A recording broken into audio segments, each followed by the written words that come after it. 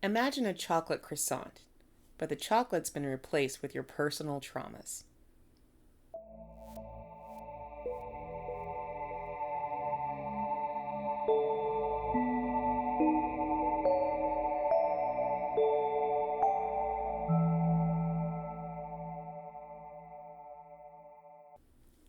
Howdy hole, and welcome back to Hole Chat, a podcast about comics featuring yaoi and yuri and all the in-between, fresh baked and served to your ear holes. I'm your host, Chuck, and with me is the tastiest of snacks, Keelz. Ooh, I like that one. I mean, I know, like, you're not a snack, you're a whole meal. You're like a buffet to You be could eat on me for days. Yeah. If we crash in the mountains, you'll live for a week. Yeah. Maybe two. Yeah, truthfully, I can eat on that all day. It's my favorite. Never mind. Girl. It's a time of the year for me to be disgusting, apparently. Damn. I just don't worry about it. I'm going through my own shit. Last time we were in rom-com city. So it's really funny that we're here with what sounds like a peak rom-com, but we're doing something different. So I know we're in Hallmark Land and we're having a nice time. Yeah, Hallmark Land was pretty funny. Yeah, we're gonna start in Hallmark Land and then we're gonna go somewhere else. So it's like, tee-hee, we're in Hallmark Land, and then it takes us in a roller coaster to Smut or something. Worse than that. Oh, right, there's that whole, like, tragedy, angst thing you're talking about. Trauma, yeah. Uh-huh. So this is gonna be bad. I had a good time. I loved reading this. Yeah. Sometimes I just want a warm, toasty story. You did. You had one. I got one. Well, nice aperitif, and now I have to deal with this fuck meal. I'll find something that's not as much of a fuck meal, but aren't fuck meals fun? No. This is why I don't read this shit. I don't want to be this fucking frustrated. It's not frustrating. It's just, It's frustrating. Okay. These poor queers go through the worst shit. Yeah, but this time it's because of other queers instead of, like... the straights. Yeah. See, it's a little bit better. But we are talking oopsie, meet cute, go somewhere else. Today we're chatting The Baker on the First Floor. It's a 2016 webcomic written and drawn by Gyaga. Not Gaga, I promise you. It's Gyaga. I did do a double take at you. I was like, what the fuck? Yeah, it's Gyaga. And it was featured on Lezin. It was her first major work and laid out the blueprint for her future endeavors. So if you've read any of her newer work, you'll recognize some of her artistic tropes and some of her retooled character designs. This is also something that I have read like 2 or 3 times before. The first time I read it, I thought certain things were going to happen, and I was wrong. And so if you have looked at this before or seen the cover or something, and you thought it was going somewhere, you were wrong. Throughout your expectations. Yeah, expect nothing. Just don't have any expectations. Our main character is Soo Sunhwa, wannabe mama artist, shut-in, poor, horny. He's trying to hit it big in the boy love webtoon space, because it's both popular and an opportunity to inject his experiences as a gay man into his work. Except he has kind of weirdly no experience, no game, and is a self-labeled hikikomori. Hikikomoris, by the way, if you don't know, it's a Japanese term that essentially translates like shut-in. There's more to it because oftentimes these are people who have like really aggressive agoraphobia, or they may be severely depressed or something like that. But it's been kind of a phenomenon in Japan of a lot of young people becoming hikikomoris, where they don't go outside, they don't interact with people or anyone except for online. They oftentimes will shut themselves away from even their parents, so they just live in their parents' homes but don't really go out. But he describes himself as one. He's not the most extreme case I've seen, but he does have that vibe going on with him. But he's a hikikomori, and no one actually reads his webtoon, unfortunately. The comic opens up with pornography. Specifically, Sunhwa is aggressively fapping to porn on his computer. He pauses when he gets a notification on his phone, and then is forced to stop when he nearly drops his phone onto the hard floor, tumbling to the ground to protect it. He realizes he should be working anyway, and starts back to it. He hasn't paid rent in 3 months. Back to fapping or back to... Back to working. He realizes he should be working, not he realizes he should be fapping more. Gosh, it should be work. Fap. You know. God, I got stuff to do. I'm a fap. I mean, that is a Look, symptom. everyone has done it once. It's a symptom of depression to go back to the thing that you like to do more than your work. job. Yeah. I get it. And he's at home. It's not like he's like drawing in an office. If he was fapping in an office, this is a different story. Way different. He hasn't paid rent in 3 months, doesn't leave the house, and most importantly, he's hungry. He dons his full pretend I don't exist outfit, including a face mask, swings his door open, prepared to miserably venture out into the world. Except he doesn't quite make it, as his door hits something firm and a clattering sound follows. Before him, stunned, on the ground, is a beautiful foreign man sitting amongst an array of cookies. The man apologizes before picking up the scattered cookies. Sunhwa, feeling awkward, crouches down to help, right as our mystery guy does, causing their hands to touch. Is that the meet cute part? Yeah, he feels a little, shock of electricity run through his body. He touched a gorgeous man just on the fingers, but that's enough. He also smacked him in the face at the door. He was also kind of rude to him at first, too, because he hit him. Smacks him and then why are you in front of my door? No, not when you're in front of my door, but he said, oh, it's a foreigner, and then said in very slow Korean, this unit isn't available. We're not in this... No one's available to be in here. And I'm like, dude. But he just assumes no one's going to come upstairs and see me unless they want my apartment from me. Also, he hasn't paid in 3 months. Is it technically even his apartment anymore? I think that's his concern, is it's not my apartment anymore. Good Lord. I know. He's a little bit of a mess. Yeah, it's starting off in the downhill. Mm-hmm. Sunhwa snaps up, blushing, but confident his face was hidden by his face mask, which it wasn't. It absolutely wasn't. He blushed bright red in front of this man. He saw everything. Ugh.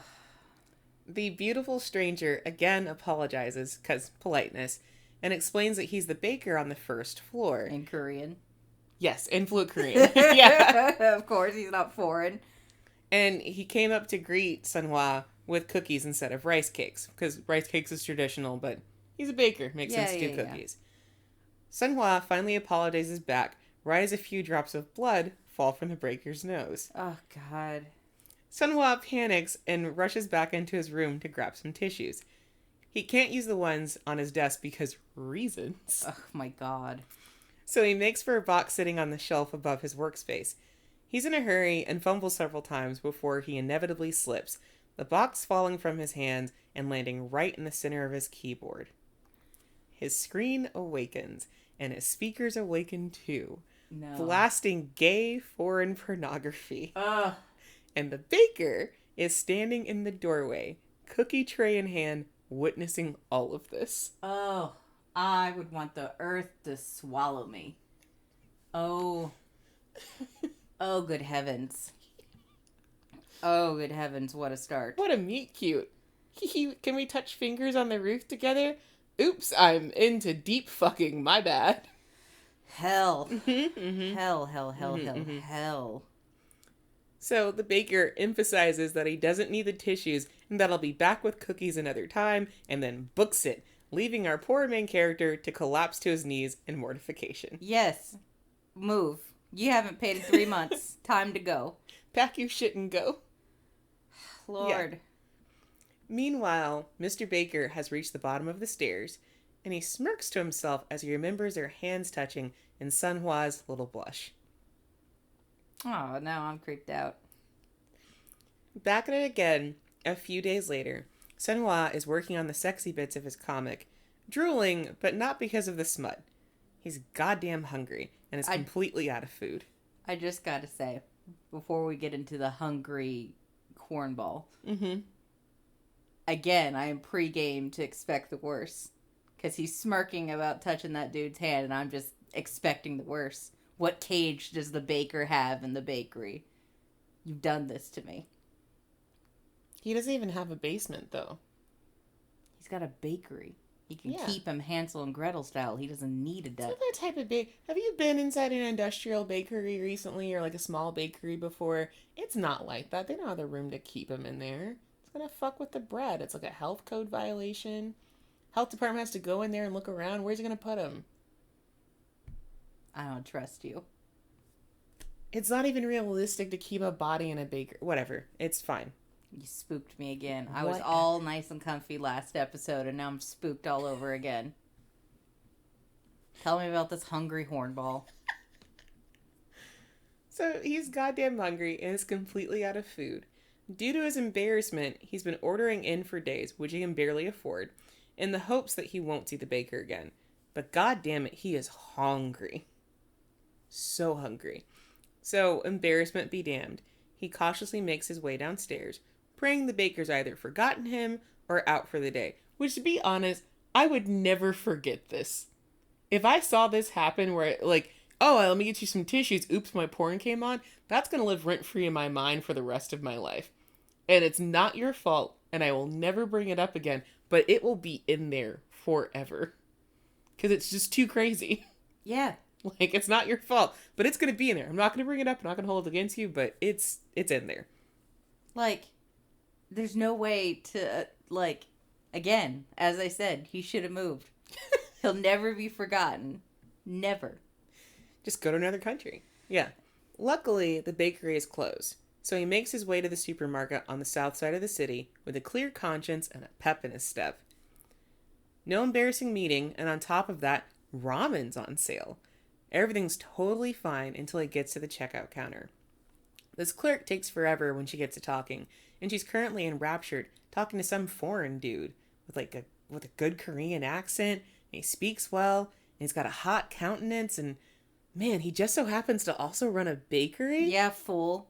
Did it take you this long? Uh-huh. God. This dude, like, Sunhwa is constantly just kind of looking at the ground and trying to stay away from people. So he's a little oblivious when he does go out in public because he's too busy being like, I don't like being here. And it's like, fair. But he just thought it's the biggest grocery store near him. There's no way the baker could go here. I don't know. He's not firing on all cylinders. He's hungry and he's writing smut all day.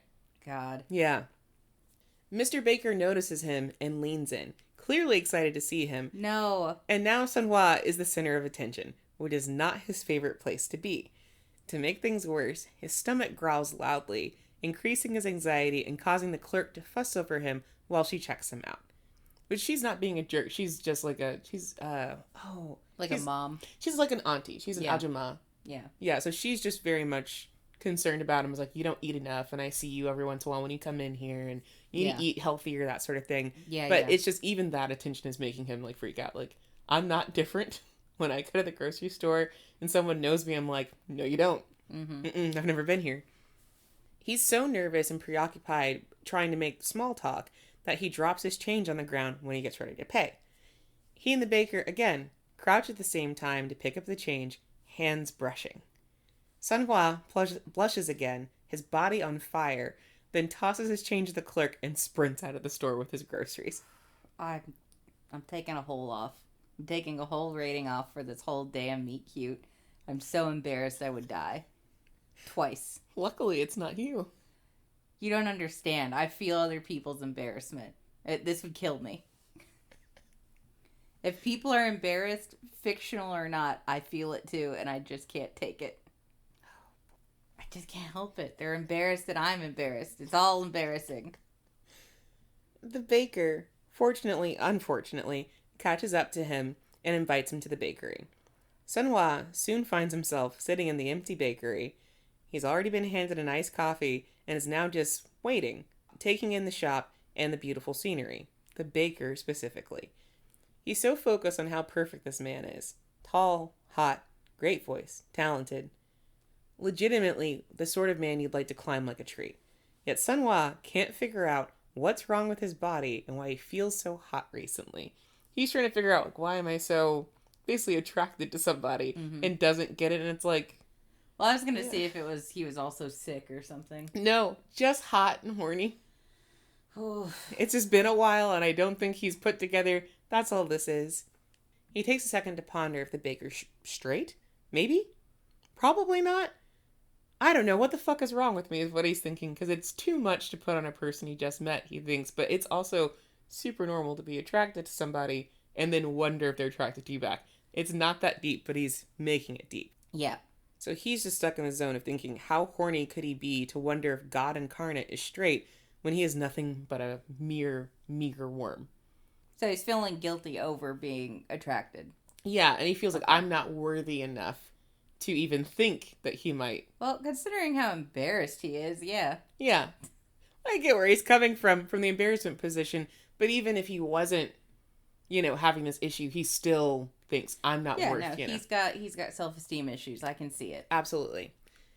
The baker sets down a strawberry cream sando, which is it's like white bread sandwich with the whipped cream and the strawberries. Yeah. If you've probably seen one either at an Asian bakery or just in some sort of media, but they're delicious and very light. And that's what they're so cute. Yeah, they're adorable. They're very aesthetic. Mm-hmm. So he sets one of those strawberry sandos down in front of Sunhwa, snapping him out of his thoughts. It looks good. This man can bake, goddamn. He compliments his treat and the baker thanks him, smiling softly. Captivatingly, Sunhwa takes a bite, shocked at how good it is. He says as much, completely unaware of the bit of cream stuck on the corner of his mouth. This goddamn trope. The cream on my face, let me lick it off. I hate this trope so much. If someone did this to me in real life, I think I'd smack him. I've done this to you multiple times. You're my wife. This is allowed. You are my wife. You've never done this to me when dating or before wifedom. Well, this is how they need to, figure stuff out for each other. I hate this trope. I hate it. I hate it because I just do. It's so... I don't know. I'm in an embarrassed hole and I'm screaming. Well, the baker then says, "Thank you. I guess you like bread." As he wipes his thumb across Sunhwa's mouth, catching the cream and licking it. I hate it. R.I.P. to Sunhwa's mind and body. Minus a hole. I hate this trope so much. Sunhwa somehow survives this attempted murder and is given a great opportunity to save money and not starve. There's germs in there. That's it. Keelz. I found a reason. Keelz, holy shit. Okay. I'm calm now. You can resume. Sunhwa somehow survives this attempted murder and is given a great opportunity to save money and not starve. The baker, still unnamed, will give him any leftovers he has for the foreseeable future, just because, probably. Leftovers don't have to be disposed of, and then Sunhwa gets to eat. It's a win-win, and a great deal for everyone involved. But still, why though? Why would he give him this bread? Sunhwa keeps thinking. Okay, this is actually cool just because we did used to live near that deli on campus and we could get free bread all the time. Mm-hmm. So I do think that's so accurate. Yeah, the fucking 샌드위치 가게. sorry, Yeah. Not fucking as in emphatic fucking. I mean the 샌드위치 가게. where people kept fucking on the counters. Yeah. Yeah, the 샌드위치 가게. where there You might is need fucking. you might need to bleep out the name 샌드위치 가게. because we're slandering right now. It's not all. 샌드위치 가게. It was just this. 샌드위치 가게. Again, you might need to put in a fun little filler noise for the sandwich shop. 샌드위치 Fucking 가게. Put in a fun filler noise. Oh my God. Similarly, why is it that every private shot of the baker seems a little unsettling? He definitely seems gay and interested, but he doesn't have to smirk like that in the privacy of his own bakery. And why not give his name yet?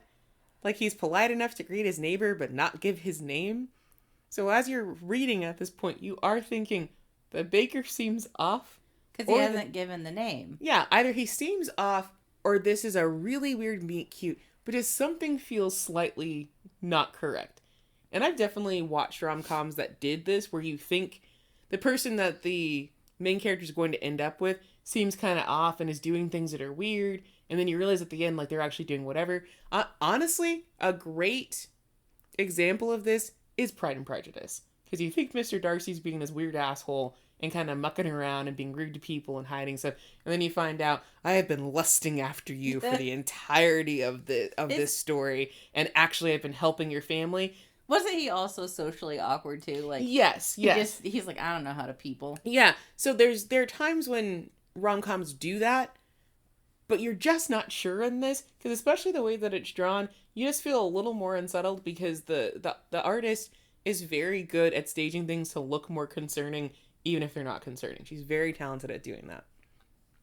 But a bit later, we get our first clue into the oh-so-perfect baker's inner life. Sun-hwa, needing fresh air from his work and a cigarette, overhears the baker on the phone, having some kind of intense argument.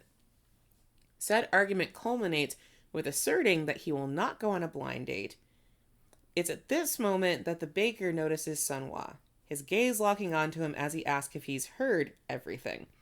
Sun-hwa notices that the baker's eyes seem a bit different, but doesn't dwell as he's invited inside the bakery. Red flag. Yeah, I know. Dude. Oh. It's awkward, but they do the rom-com thing where they try to break the ice at the same time and end up reducing the tension. So that whole, like, oh, we haven't said anything, and then, oh, well, and then, oh, I mean, yeah. Do it at the same time. Yes. They finally give each other their names, which finally gives the reader the name of the baker. Gung-ha. The two bond over how weird their names are because Sun-hwa's name, it's considered kind of a girly name because it means a specific type of flower. Mm-hmm. And then Gung-ha's also is just one of those names that's supposed to, I forgot exactly what it was referring to, but they're just not very common names. Like the structure of them's a little bit weird and stuff like that to a Korean audience. But they bond over how weird their names are, both citing how they were teased as children. Just the mention of bullying sets Sun-hwa on edge, but he forces himself to stay in the present time. So he's having a little bit of a flashback as they think about being bullied in school and stuff like that. So we're getting maybe a little clue as to why he's socially awkward. Yes, exactly. But it's like really, really fuzzy. She doesn't really give you too many details. You recognize what it is later, but at this point you don't get a lot. Yeah. Gung-ha keeps chatting with Sun-hwa, giving some exposition about his family life being a bit difficult and of his mixed heritage, while filling up a to-go bag with bread. He tells an unsettling bullying story as an explanation for his dislike of garlic bread, but shrugs it off with a, kids will be kids. But it's very not a kids will be kids Like, moment. it shows that he was likely fed tampered with food while he's in high school, that he ate it and then immediately threw up. Yeah. With the kids laughing around him. And I'm thinking, that's not a kids will be kids. That's a Ola Policia moment. Yeah, that's a really messed up moment, but that's the type of bullying prank that, like, I've seen before.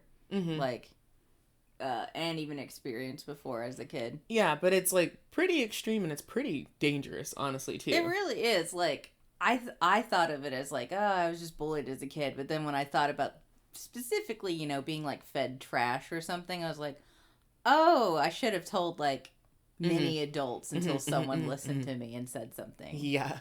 Yeah. Yeah. This settles Sun-hwa's mind a bit.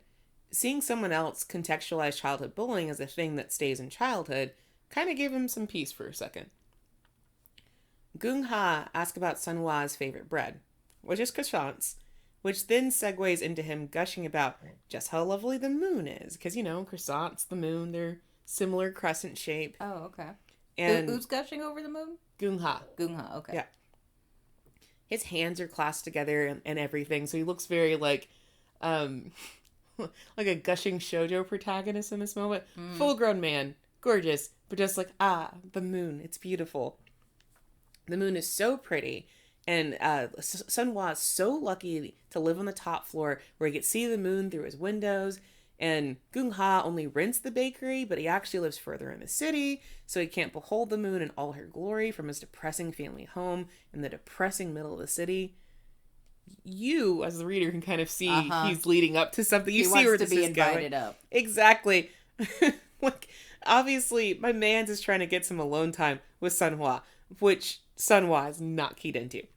And this would be fine if he didn't ramp up from subtle, almost cutesy manipulation to this, which is, you know a secret about my complicated family life, and I know one about you, so why don't we keep each other's secrets? Ah, manipulating gaslight girl boss man. Like, it's a little bit girl bossing at this point, yeah. Gung-ha is trading bread for secret keeping, so Sun-hwa's got to give up something too. A moonlit not date that evening. And, like, you know about this sort of thing. If it were a little bit cuter, it'd be fine. But you're getting this, and then you're getting all the other little tidbits where Gung-ha's been, like, secretly smiling, so you're just a little nervous. Yeah, you're a little on edge. Yes. Maybe it's your storytelling that has me on edge. Do you want to actually... I'll show you the, like, actual scenes later. No, it's not me. I'm just being a mean... I'm being a mean fuck and blaming you. Getting attacked for nothing. You're the messenger of these stories, and I'm just shooting the messenger. The not date is actually not bad. Ramen, croissants, a couple of beers, and a bottle of wine, all while watching the moonrise. Very chill, very obviously romantic, even though our lead can't quite figure that out. There's just one thing. Gung-ha can't hold his liquor. He goes from 0 to sloppy drunk in record time. Falls all over himself, spouting gibberish, until he inevitably barfs on the roof. Woof. Yeah. Cut to Sun-hwa rinsing off a now half-naked Gung-ha in the bathroom. Like a kind host would. You don't just leave somebody with, vomit on their all sweater. over him. Yeah, mom spaghetti. Sorry. Yeah. He's thoroughly rinsing his hair when Gung-ha slips forward, grabbing onto Sun-hwa's legs to right himself. And his face just so happens to end up pressed into Sun-hwa's crotch. Cue panic and horny. Alright, do you have the panels up? I want to see this. Yeah, let me show you. I want to see this scene of, like, how did he get his face in that crotch? He fell. He just whoopsied it. Also, one of the little side things I love about this comic is all of the chapters are named after baked goods. Oh, that's very cute. Yeah, it's adorable. And usually they have the actual baked goods in each chapter. For certain chapters, they don't. Yeah, so he falls all over himself there, and then barfs, and then sit up thing of like, he, I'm so drunk, Good as he's Lord. getting washed off. And then, yeah, he like randomly tips forward, because you do that when you're drunk. You tip forward, it's not a big deal. Well, now that I understand the bathroom space, because, like, I was like, why is he even bent over? I get it. Oh, yeah, because it's a typical, like, Asian bathroom where you have the shower, like, that you can hook off the wall. Yeah. And the whole room's like a shower space. But yeah, then, like, kind of stumbles and then... Right into the crotch. Falls into him.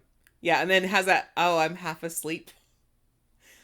Yeah, I'd die of embarrassment, too. Yeah, we've all been this type of drunk. Oh, not all of us. Some of us have been this type of drunk before. You have plenty.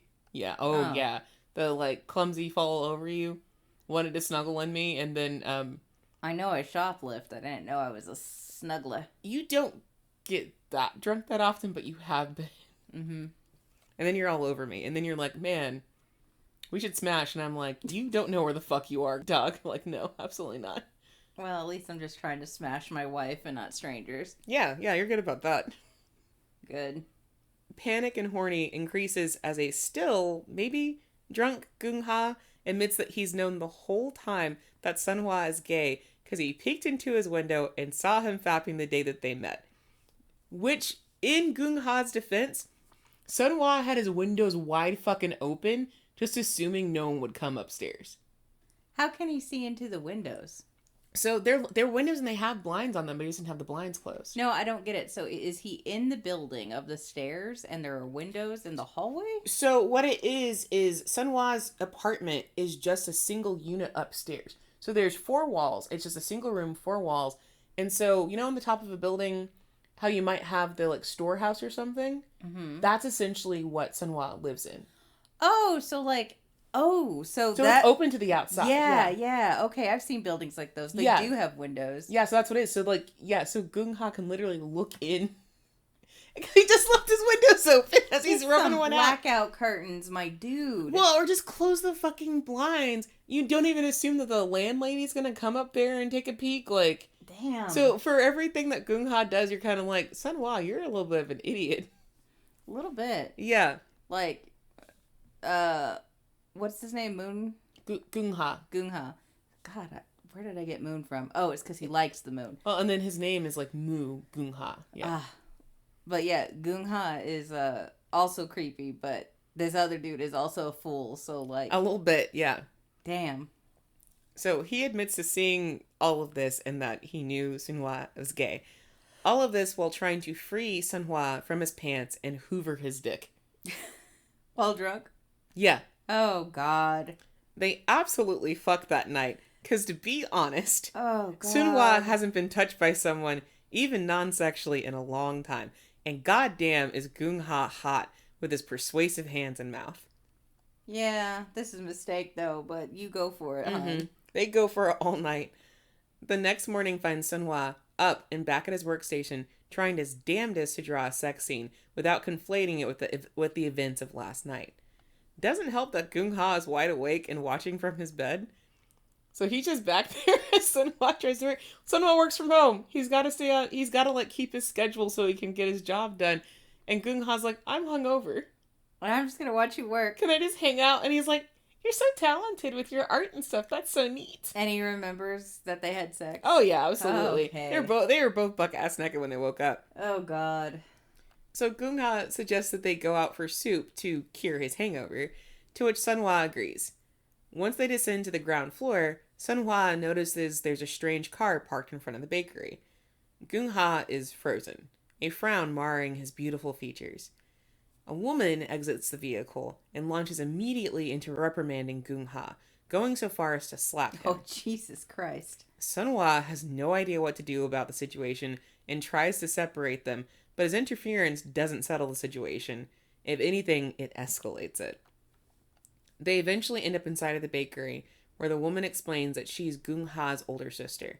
She asks if they've slept together. Like, really, like, she just means, like, have they made the nasty? So she says slept together, but she means, like, did you guys fuck? Well, yeah, I mean, that's what I assumed you meant. Sunhwa actually was trying to figure out, does she mean sleep in the bed or fuck? Like, his brain did not catch up to this that quick. Sunhwa. And so, try as he might, Sunhwa's blush gives the whole thing away. She says she figured as much and isn't surprised, implying this isn't the only time she's forcibly met one of Gung-ha's partners. And also kind of calling her brother out for being slutty or something. Like, let's be real. She's being kind of... She's being mega bitch right now. Is this a bit of a homophobic bashing, too? Like... No. It's just about him doing it, period. It's not about the homophobia. Okay. Gung-ha comes out of the kitchen with a tray of refreshments and lays down the law on his sister. He's not coming home. He's not getting married. He's still gay. And he's dating Sunhwa. Okay. Going that part was made up. Going from a no-name hikikomori webtoon artist to the boyfriend of a hot baker from a rich conservative family in less than 24 hours sure is fucking something. Oh. Yeah. Dang, Sunhwa. Yeah. I feel bad for him. This is where the story really starts to kick off. Because I will tell you, Gung-ha apologizes to him later and says, like, sorry for calling my boyfriend. It was just for blah, blah, blah. You don't have to get involved in my family stuff. He's really polite about it. Like, you stay out of this. Don't worry about it. Yeah, like, I just used you as an out. Yeah, but then that's how they start kind of getting closer because now they've talked to each other about a little more than just, hey, you like bread? Yeah. Like, this story is actually a little bit like that Eddie Izzard bit where, like, hey, do you like bread? Throws a loaf at you kind of thing. Yeah. It's very much like that. Yeah, except the loaf is your dick in your mouth. Yeah, a little bit. Well, even the fact that Gung-ha has just been trying to feed Sunhwa this whole time. Every opportunity is like, can I feed you? Can I feed you? Can I give you some bread? Yeah. You want more bread? Yeah. It's got that feeling to it. So, meet cute's there. Kind of unsettling. And there's still more. Because the true unsettling does not start until after...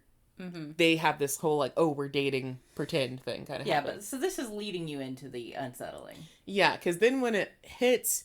Yeah. And then you spend a lot of time there. I've read a couple of stories that have, like, that whole, like, yeah, I'm pretending to be your lover, and then it gets even worse, you know? I've read a few of those. This doesn't go all the way to pretending your lover. It's like, they think they're pretending for a second, and then actually something is... It's very short. It's not like, oh, ha ha ha, what if we're your lovers kind of thing.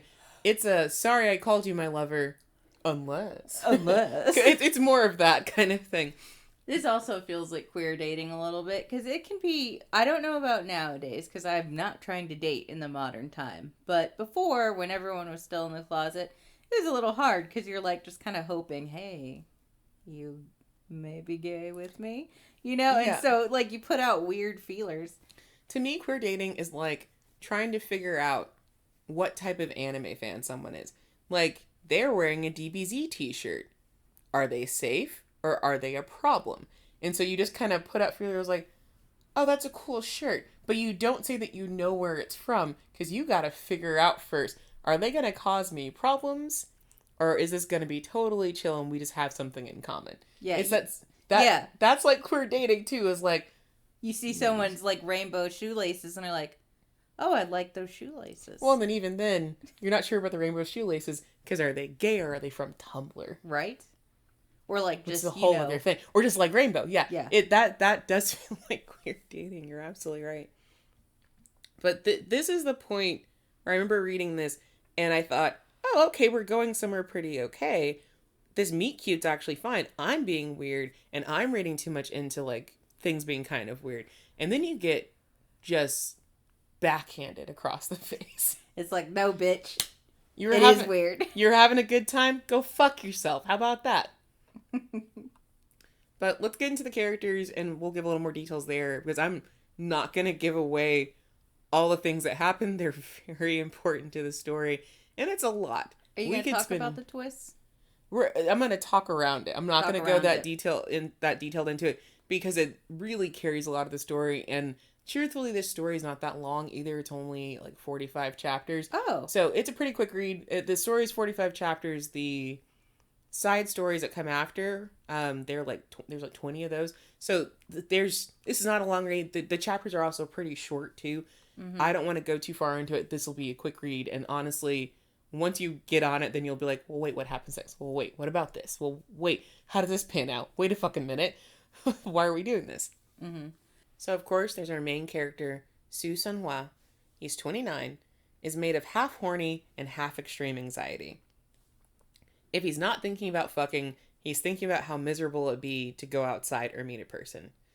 Sunhwa is a pretty cute character design, in my opinion, but I understand he's drawn to be moody looking and kind of unkempt. His hair's below his shoulders and usually pulled up into a messy ponytail. And he's always wearing dark, casual clothing, most likely to kind of cover himself up. Mm-hmm. He fits the trope of being a hikikomori, even if I think that looks fine, honestly. Mm-hmm. He's a great artist, but he's struggling to get his manhwa off the ground. He makes comments at the beginning that he's trying to represent his experiences as a gay man, but it's more like he's expressing his traumas as a gay man.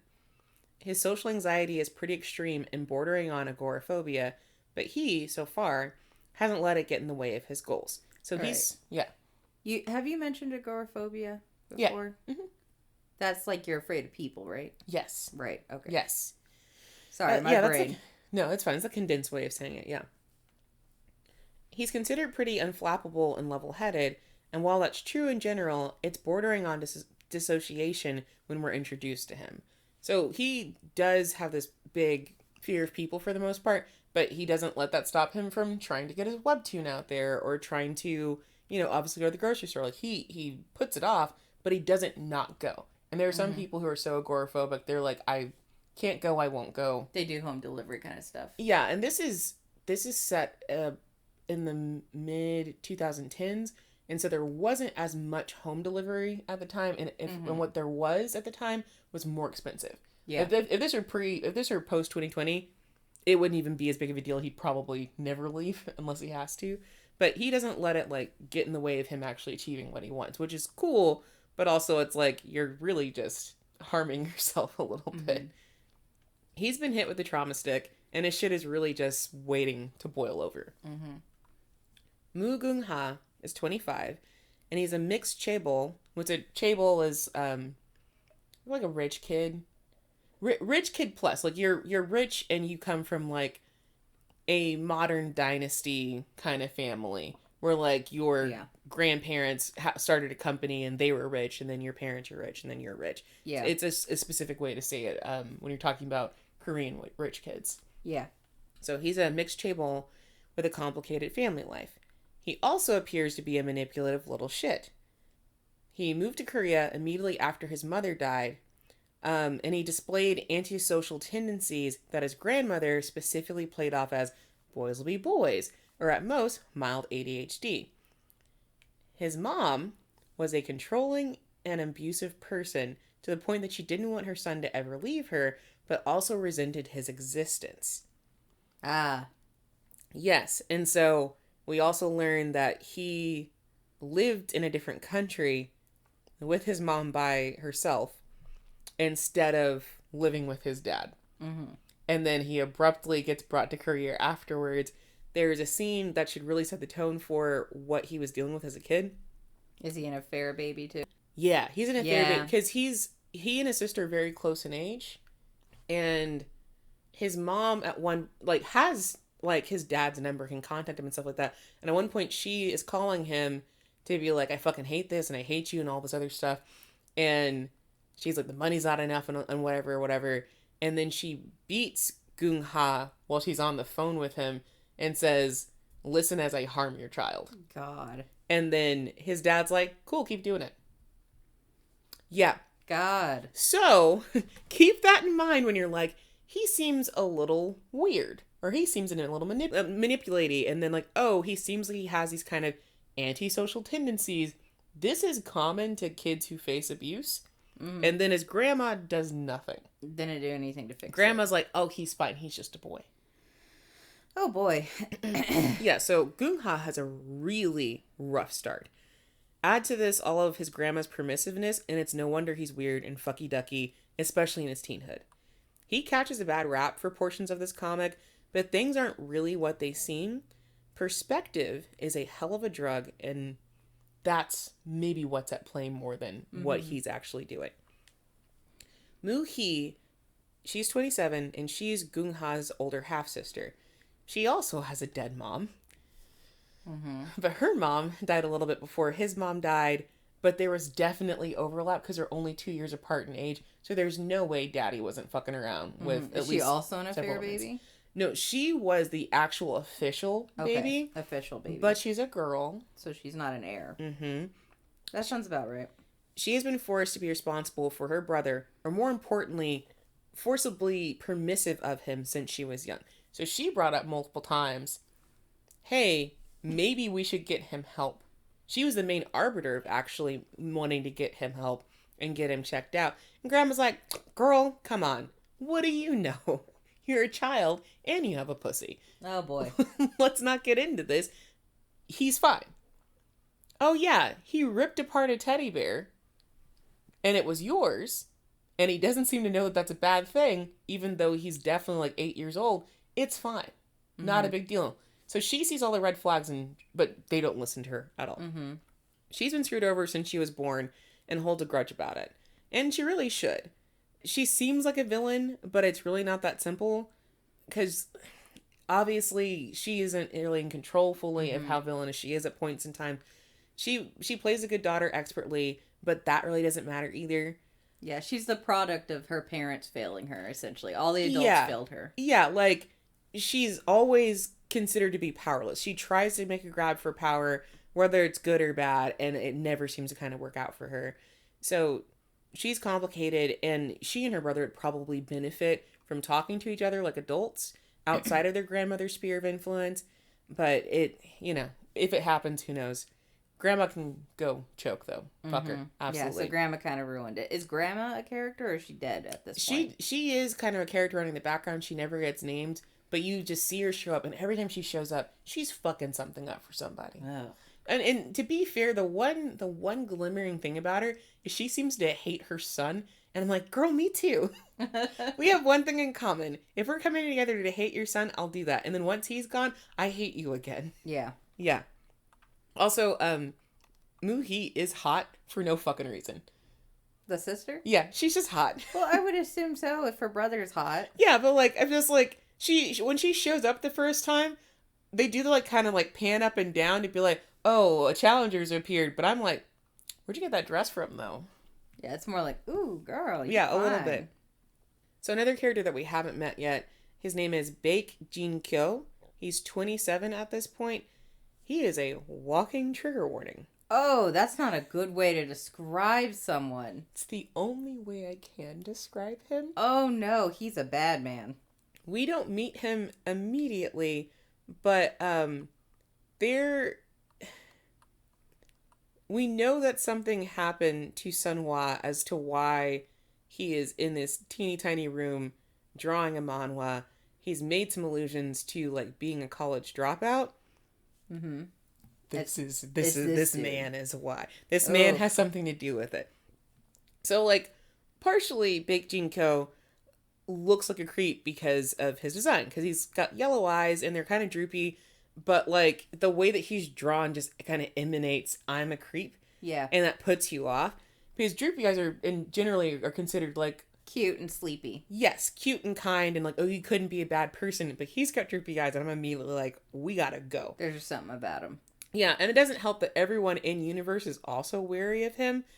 So he actually is a creep, but part of what makes him a creep to a lot of people in universe is homophobia, not the fact that he really is a bad person. Yeah. So people are like, he's bad because he's gay. And then you peel back the layers and it's like, no, he sucks all the time. Okay. He sucks all the time. So people are wary of him because they don't like gay people, but we should also be wary of him because he's a creep. Yeah.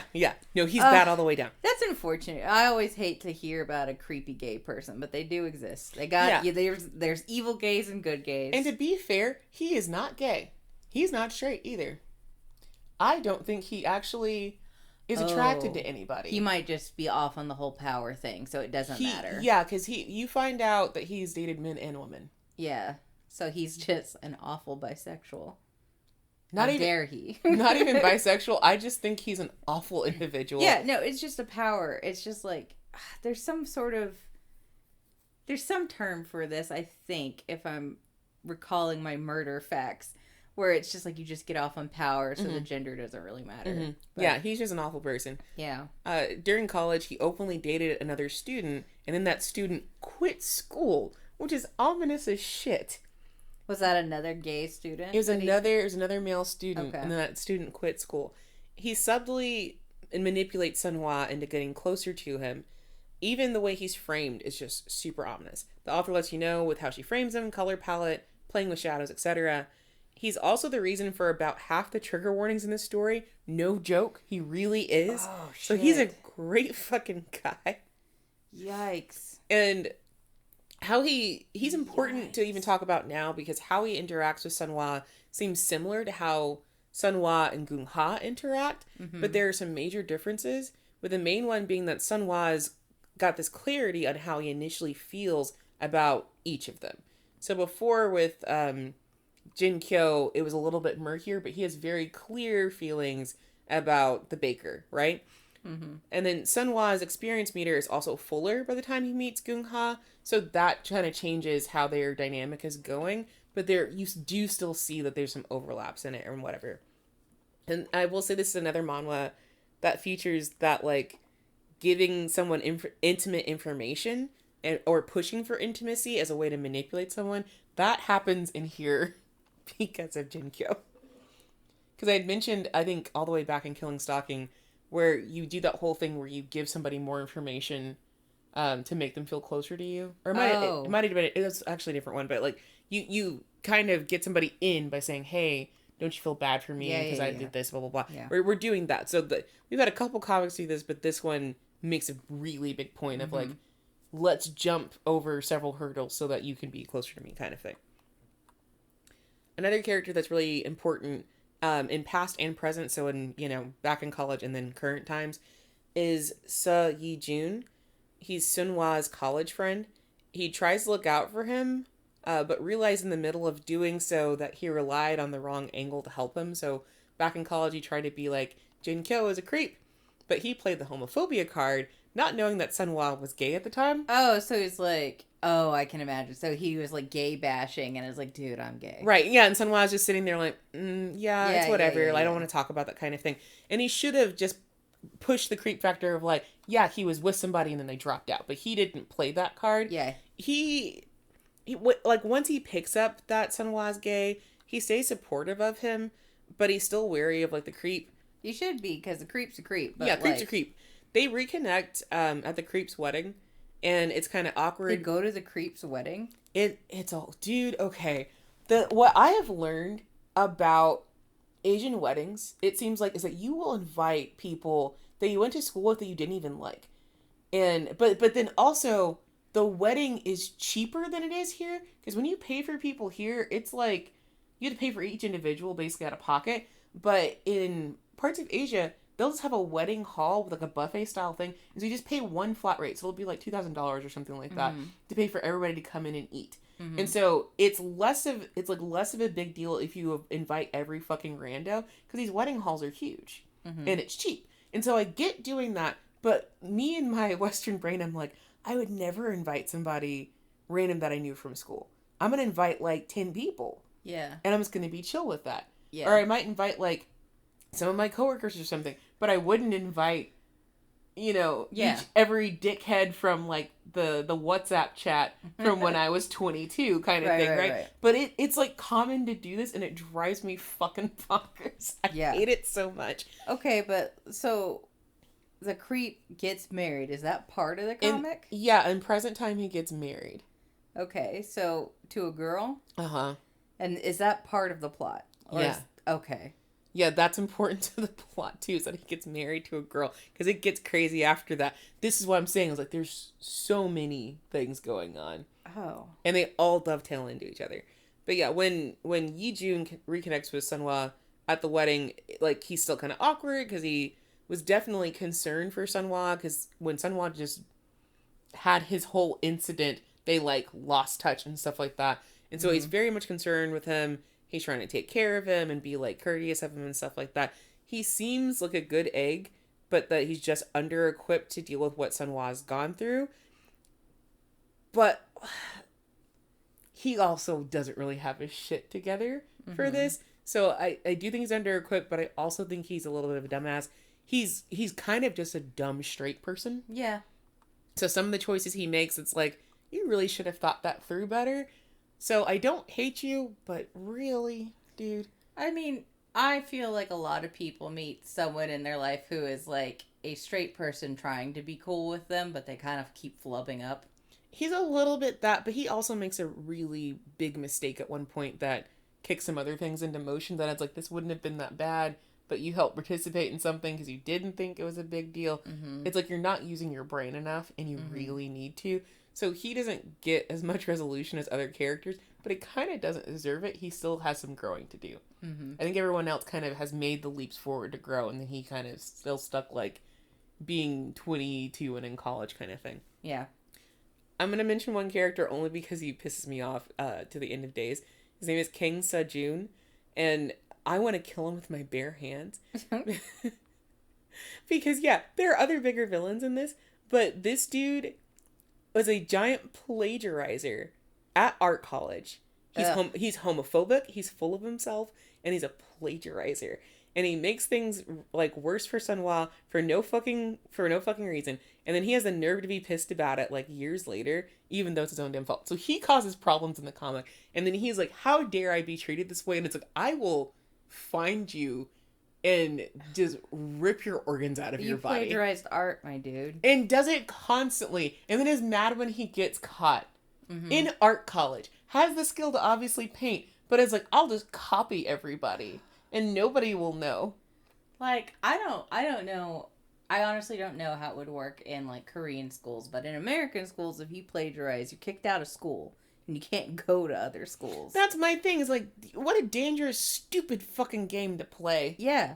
Because, like, I'm pretty positive you can't go to other colleges if you get caught plagiarizing. They're like, cool, one and done, son. Yeah, get out of here. academic dishonesty is a huge fucking thing. And this chuckle fuck's out here doing it as often as possible. God. I don't like other characters in this, but this is one that I would grind under my boot tomorrow. Yeah.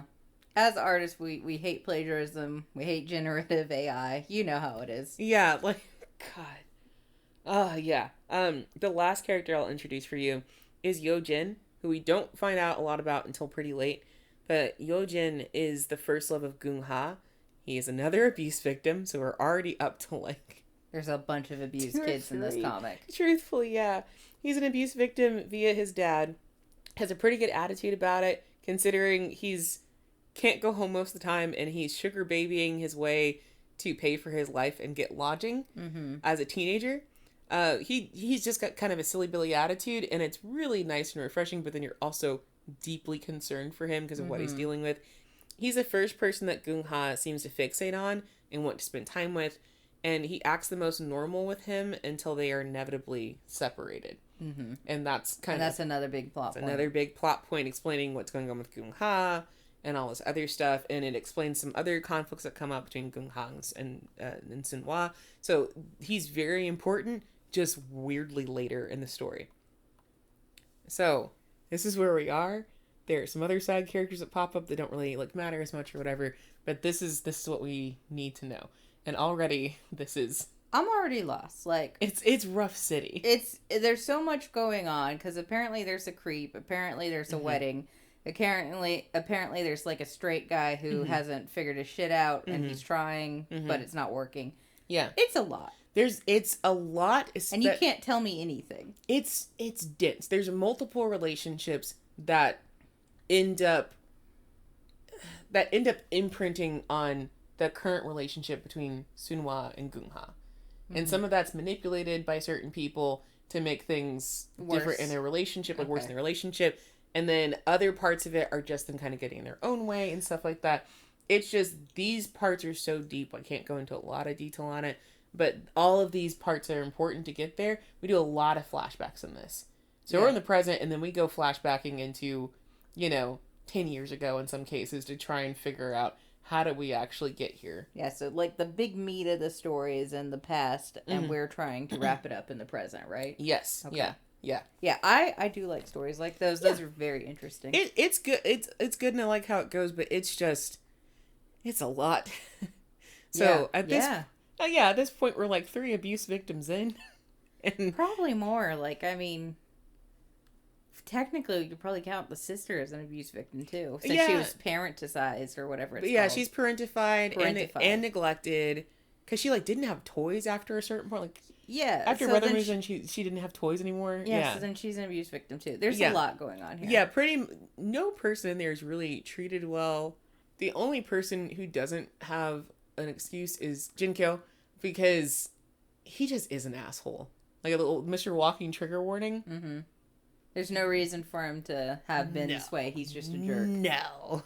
Like, that's always the way. I will say about Jinkyo's character trope, I have seen that character trope played off better, where it really is an issue. I might cover it later because there's another story that features a character very similar to that, but he actually has a reason. It's not just, the flimsy one that Jinkyo gives, but just fuck him. But yeah, so underneath the rom-com like veneer, this story is about unresolved trauma and how it can prevent you from holding on to the things that you really want in life. Every character that you meet is holding on to some fucked up shit that happened in their life, and that was completely out of their control. It would make anyone feel a certain kind of way as an adult. And in every case, it was perpetuated or exacerbated by an intimate partner, a parent, a close friend, just somebody they should have been able to rely on.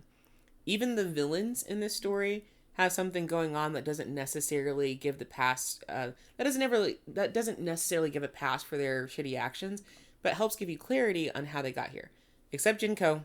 Fuck him, like I said, just fuck him and the horse he rode in on. No. Not a good reason. So Jinkyo just kind of stands out as like that one person who it's like, you've got no reason to be this much of an asshole, but you totally are. And like, Gyaga goes through and gives closure to all of the side characters in her extra comics. He's the only one that you look at and you're like, oh, no, fucker, not you. You don't get closure. Everyone else, you get some information to kind of be like, oh, that's what's going on, or like, that's what this person is, or whatever. And with him, you're like, oh, okay, yeah, go fuck yourself.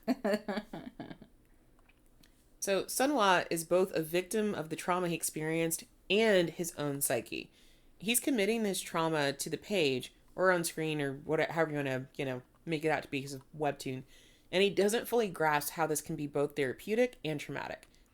To him, it just makes sense for him to like pull from his life. But if you've ever been in the position of working through something via art, you know it's not that simple. It's rough, it's beautiful, and it changes you, usually for the better, but it hurts. Sharing it is very hard if you do. There's tons of artists who have, and then there's tons of artists who don't.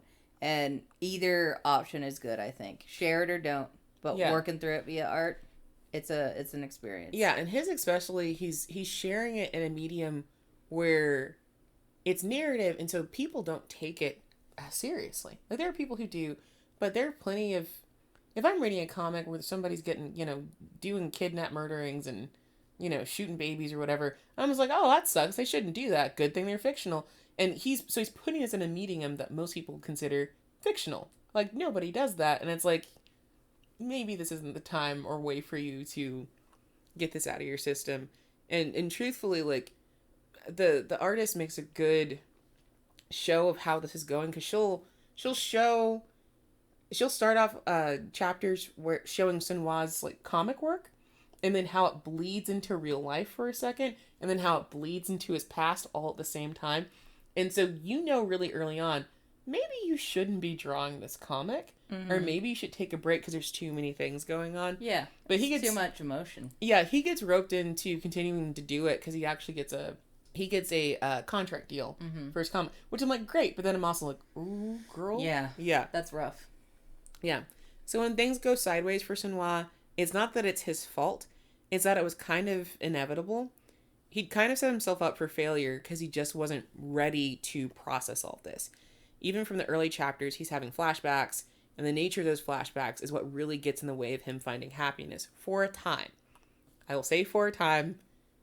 Again, this comic gets rough, but it does like wrap it up nicely. It has a happy ending? Yeah, it does have a happy ending. It's very emotional and dramatic and stuff like that, but just don't go into it thinking it's going to be terrible. Like, it will get better.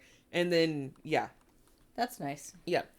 Gung-ha is also not a monster.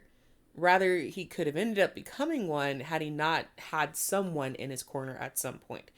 He's also carrying a huge amount of trauma that he also didn't process in the best way. So his thing has been like, he's been very standoffish, antisocial, and very checked out, like very much disconnected from life in a lot of ways, and then very angry. And all of this is really typical to abused children, especially when they don't get it treated or get the help that they need. So he acts normal for what he's been through, and this is also why, even at his current age of like 25 or whatever, that he's still a little awkward. So all those scenes where you see him smirking, it comes off as creepy, but it's more like, does he even really know how to people that well?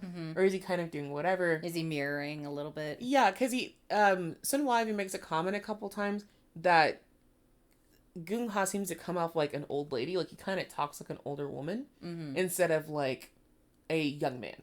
And even how he was acting about like, oh, the moon's beautiful, and the way that he was saying it comes off more as like, oh, that's my auntie from around the corner that does that. So you kind of start putting together like, who were you really raised by?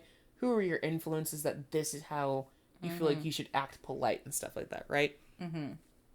But he's definitely ahead of Sunhwa as far as like healing and finding himself. So when he's coming off as manipulative, he's not doing it any more than someone who likes you would. It's that whole like, ask you for help on something you just happen to be good at, accidentally getting an extra ticket to a band you like that kind of shit. That's what he's trying to do, but it comes off weird. Because he's not socially adept and all that. Yeah, he's still trying to figure himself out, and then Sunhwa's in his own head, like, thinking about stuff too. Yeah. Okay. Yeah, so it's like when trauma has your brain in a headlock, even your tightest of friends can look like enemies, and this is where Sunhwa's honestly at. Yeah. And so Goon is trying to be a chill person, but because he has trauma, it's not quite coming off right. Yeah, he's coming off a little weird, and then Sunhwa is in his own trauma hole that he's unaware of. Yeah. Okay. I think this comic also serves as a metaphor for recovering from mental illness. The beginning is the fun little meet cute, and that's kind of like where you hit your first major obstacle, forcing you to acknowledge that you're mentally ill. The middle, the flashback portion, is where you're taking steps to work through it, And then the end, the coupling and the closure of the story is the bittersweet catharsis of coming out of the other end and facing life healthier than you were before. None of it's easy. Nothing's perfect, but it feels better. Nice. It feels like a fresh start. It also gets the metaphor across visually through the art. The art is fine in the beginning, but it's a bit rough. It's readable and the visual language is intact. You know what's going on in each scene, but it's just not as tight. So I'm going to... Yeah, I noticed when you were showing me the panels, I wouldn't call the comic ugly, but it definitely felt like Baby's first comic a little bit. Right, so you can tell what the characters look like and stuff like that, but it just looks a little strange. Yeah. But I'm going to show you... It's not polished quite yet. Yeah, it's good, but it's definitely got its own style that isn't there yet. Yeah, so I'm going to show you that. I'm going to show you that versus getting into one of the later chapters. And this is what... Oh! Yeah, so there's a big jump in quality. And again, this is only 40-something chapters. And so you always see, like, artistic jumps when you have these stories. But it's like the rendering is different. Everything's a little bit different. Yeah, and they've got a pretty unique style, I would say. I like it. I don't think it's a style I see often. Yeah, so the style remains unique, but it does change. So yeah, it gets toned up, polished. Yeah, there's like an improvement in the rendering and the line work and like tightening of the character designs as well. Mm-hmm. And by the end of it, you're looking at a really good representation of Gyaga's capabilities. Mm-hmm. Before this, it's like you know that there's something, but it feels kind of off. Yeah. So like the last few chapters especially, and the extras too, are downright beautiful to look at because she really puts her whole pussy into it. And this is, I think, where the metaphor really sticks, is that Gyaga explains in her author's notes that she was recovering from depression when she pitched this comic. So that her beginning chapters look rough because she was in a wonky living situation, just beginning to seek care, and on the painful journey of learning to love art again. By the middle, her life had mellowed out and she was learning to prioritize her mental health and falling in love with the comic making process. By the end, she's able to be her best self, a successful artist with a great support system, caring fans, and a love for her craft. So this work was really part of her own therapeutic journey. Yeah, I love art imitating life, life imitating art. Shit, I love that. So that's nice. Yeah, it's an accidentally on purpose, a really poignant story, and a good reminder to step back and take care of ourselves. Nice. Yeah, so this one's very near and dear to my heart in general. One, because it is her first work. I remember reading it really fresh and being, getting that whiplash of like, oh, this is where we're going. But then also learning about her struggles and where she was. Like, I've been in a hole where I haven't been in love with drawing for a while because of my own mental health issues catching up to me. So seeing her kind of pull herself out on the other end of this and then maintain a really healthy schedule for herself, not getting burnt out, making sure, I think she says that she continues to go seek mental health whenever she needs it and keeps up with everything. And she's just such a strong person. And I really admire her for sticking with it and pulling out like this. This to me ends up being a really strong piece of media, especially with all that context. It reminds me of when you go to the museum and you see a beautiful piece and then you learn about like how the author struggled and you're just like, oh, this is that thing. So she's your Charlotte Solomon. Not quite to that point, but Charlotte Solomon is a much more exaggerated example of this. But Charlotte Solomon told her life, and unfortunately hers ended. But it still has that whole theater. There's just something very beautiful about this one, even as rough as it starts, and even with it just it's a smutty manhwa, but it really hits something for me, and that's why I'm so attached to it. Yeah, it's going through some stuff. Yeah, so if you want to dive into The Baker on the First Floor, you are going to have to Google it because it's discontinued on Lezin. You can find it. I'm not going to get into details where you can find it. But you can find it. I really do think it's important to read if you're into it. Because again, her first But the legal place was Lezin? The legal place was Lezin. This is the problem I have with manhwa and webtoons, is that unless they get made into a book, they can just sometimes disappear. So this one's disappeared. You can find it. Was it complete on Lezin when they discontinued it? Yeah, the contract's just over. That sucks. This has happened to me multiple times, and I scream into my own asshole Yeah, every this time it happened to me does. once before, but the comic was done in Korea, but they didn't finish it here, and so I don't know what happened in it. This happened to me even with a published book before, where they just released part of it, and they said, we're not going to release the last part. Go fuck you, Americans. And I cry about it all the time. So, yeah, so you can find it. Just search for it. It's there. It contains cheating, violence, child abuse, domestic violence, dubious consent, blood, manipulation, non-consensual sexual choking, terrible parents, abusive relationships, underage sugar babying, and bullying. That's a lot of triggers. And a weird chunk of those comes from that one guy. The one guy you hate. There's that one guy who perpetuates so many of these, that little bastard. Woof. I will also say there is a mention of molestation in this comic, but I believe it's actually a translation error and refers to the older definition of molestation, meaning to annoy, disturb, or persecute a person or animal, especially with hostile intent or injurious effect.